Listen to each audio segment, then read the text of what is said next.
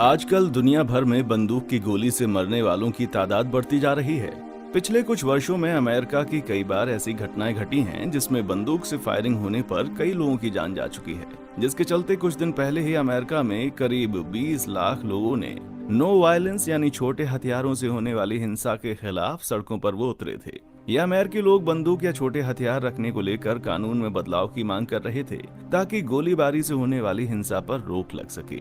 दोस्तों, इससे पहले पता चलता है कि आज के समय में दुनिया के हर देश के नागरिकों और फौज के पास आधुनिक बंदूकें भरी पड़ी हैं, जो कि इतनी खतरनाक होती हैं कि पल भर में युद्ध के परिणाम को बदल दें। लेकिन दोस्तों, क्या आप जानते हैं कि हथियारों की दुनिया में इतना खतरनाक मुकाम रखने वाली इन बंदूकों का आविष्कार कब, किसने और कैसे किया? अगर नहीं तो आपको बता दें कि बंदूक का इतिहास भी वाकई में बहुत ही पुराना और पेचीदा है, इसलिए ध्यान से आखिर तक इस वीडियो को देखिएगा।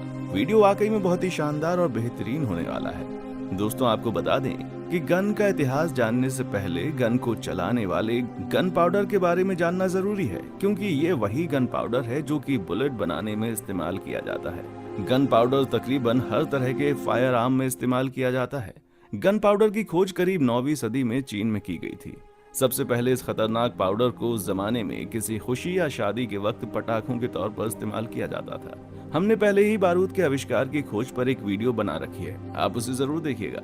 आपको बता दें कि बंदूक का आविष्कार सबसे पहले चीन में हुआ था। जब चीनियों ने बारूद का आविष्कार किया तो आपको बता दें कि आधिकारिक रूप से बारूद का आविष्कार 9वीं शताब्दी में हुआ था। चीनियों ने सबसे पहले बारूद का आविष्कार किया और उसके बाद उस पर अलग अलग तरीकों से परीक्षण करने लगे और शुरुआत में वे उसे जश्न के मौके पर धमाके के लिए इस्तेमाल करते थे। फिर सबसे पहले 9वीं सदी में कुछ लोगों ने बारूद पर एक अलग ही तरह का परीक्षण किया। उन्होंने एक लंबे बांस के खोखले में बारूद को डाला और फिर उसके बाद उन्होंने उसके अंदर कुछ पत्थर के टुकड़े भी डाले और फिर उन्होंने बांस में ऊपर से छेद करके बारूद में आग लगा दी और फिर उसके बाद उन्होंने देखा कि बारूद के जलने के बाद पत्थर बहुत तेजी से बम्बू से बाहर निकले, जिसे देखकर उन लोगों के मन में इसका प्रयोग करके एक हथियार बनाने का विचार आया। फिर जैसा कि हम सब जानते हैं कि पहले के जमाने में अक्सर दुनिया में चारों तरफ युद्ध होते रहते थे और उस समय युद्ध के लिए तीर का इस्तेमाल बहुत ज्यादा किया जाता था, जो कि कारगर भी साबित होते थे। लेकिन उस वक्त तीर और गन पाउडर को देखकर इन चीनियों के दिमाग में कुछ अलग तरह के विचार आने लगे थे। उन्होंने बारूद का इस्तेमाल करके तीर को और गति देने की कोशिश करनी शुरू कर दी थी। सबसे पहले वे बम्बू की खोखली जगह में गन पाउडर भर देते और उसके एक छोर पर तीर और भालों को भर देते थे। फिर उस बम्बू में एक छेद करके उसमें आग लगा देते थे, जिससे बारूद के फटने पर तीर बहुत तेज गति से बाहर निकलते थे और अपने टारगेट को निशाना बनाते थे। इस तरह दुनिया में बांस से बनी टूटी फूटी और बेतुकी ही सही, लेकिन पहली बार बंदूक का निर्माण किया गया, जो भविष्य में बनने वाली बंदूकों की नींव साबित हुई। फिर समय के साथ 10वीं सदी में उन्होंने इसमें कुछ बदलाव किए। वे बांस से गोल ट्यूब लगाकर उसे गन पाउडर से भर देते थे और आगे नुकीले तीरों को लगा देते थे। फिर उसमें आग लगाकर उसे फायर कर देते थे, जिससे उन्हें दोबारा प्रयोग करने में कोई दिक्कत नहीं आती थी। इस तरह चीनी खोजकर्ताओं ने गन पाउडर और बम्बू का इस्तेमाल करके दुनिया में पहली बार गन को बनाया था और इसे ही दुनिया की पहली बंदूक फायरलाइंस कहा जाता है।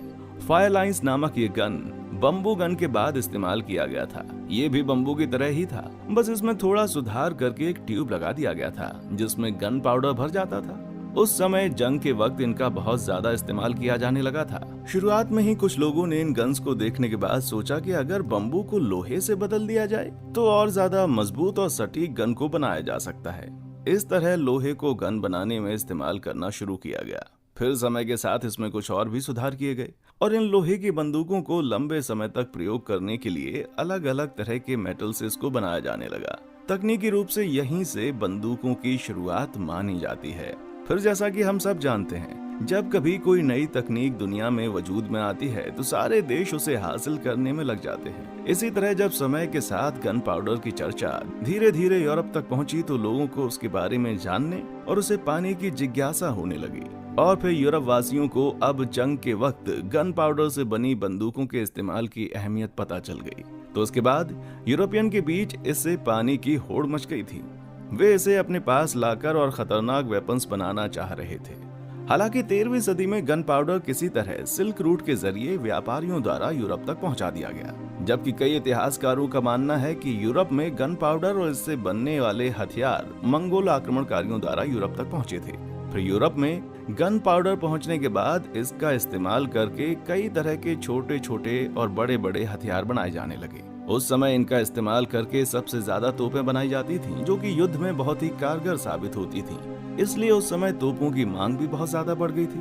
खैर, हम अपनी किसी और वीडियो में तोपों के आविष्कार का पूरा इतिहास लेकर आएंगे।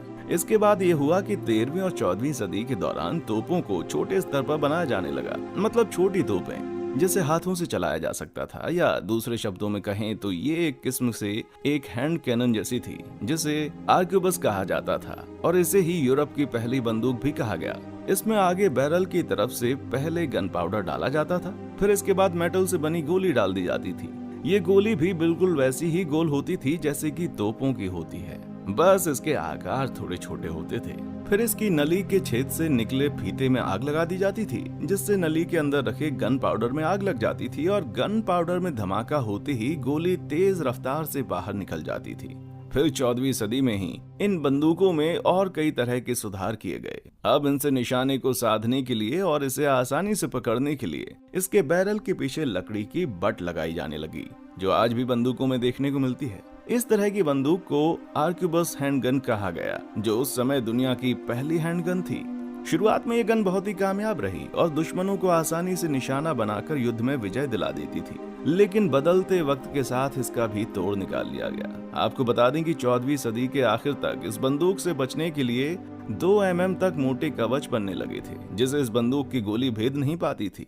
इस तरह धीरे धीरे बंदूक की डिमांड कम होने लगी थी, जिसे देखते हुए कुछ लोगों ने इसमें और सुधार करने की कोशिश की ताकि ये मोटे से मोटे कवच को भेद सके, जिसके चलते इस बंदूक की नली को और लंबा तथा अलग अलग धातु के प्रयोग करके अधिक मजबूत बनाया गया, जिसके बाद इस बंदूक को मस्केट कहा गया, जो कि आर्क्यूबस बंदूक का ही मॉडिफाइड वर्जन थी, लेकिन उससे ज्यादा कारगर थी और ये 2 mm मोटे कवच को भी आसानी से भेद देती थी। लेकिन दोस्तों, आपको बता दें कि 15वीं सदी की शुरुआत तक बंदूकों को चलाने के लिए किसी ट्रिगर का इस्तेमाल नहीं किया जाता था, बल्कि इन्हें चलाने के लिए बाहर से ही माचिस के जरिए बंदूक की नली में लगे फीते में आग लगाकर इसे दागना पड़ता था। फिर 15वीं सदी के दूसरे दशक या तीसरे दशक की शुरुआत में बंदूकों में थोड़ा और सुधार हुआ और अब बंदूकों में ट्रिगर भी दिया जाने लगा, जो कि मैचलॉक सिस्टम पर काम करते थे। आपको बता दूं कि इस तरह की बंदूकों में एक जलती हुई सुतली को बंदूक पर लगे क्लैंप पर टांग दिया जाता था और फिर जैसे ही बंदूक के ट्रिगर को दबाया जाता था, ये जलती हुई सुतली बैरल में रखे गन पाउडर से टकरा जाती थी, जिससे इसमें विस्फोट हो जाता था और गोली पूरी रफ्तार से चल जाती थी।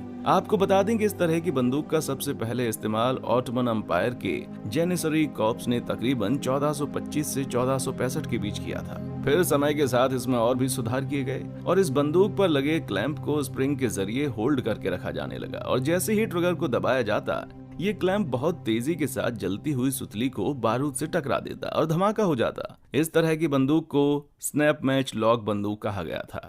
फिर 16वीं सदी में बंदूक और भी ज्यादा उन्नत हुई। अब बंदूक को पहले की तरह बाहर से बिना किसी आग के दागा जा सकता था, मतलब अब गन पाउडर में विस्फोट करने के लिए बाहर से आग लगाने की जरूरत नहीं पड़ती थी। इस तरह की बंदूक को व्हील लॉक ट्रिगर गन कहा जाता था। इस तरह की बंदूक को एक जर्मन गनस्मिथ जॉन क्यूफस ने सन 1517 में बनाया था। फिर इसके बाद सन 1520 में इटली में भी इस तरह की व्हील लॉक सिस्टम वाली बंदूकें बनाई जाने लगीं। आपको बता दें कि इस तरह की बंदूकों के ट्रिगर में एक स्टील का गोल पहिया स्प्रिंग के जरिए लगा होता था, जिसके आखिरी छोर तक एक पत्थर लगा होता था।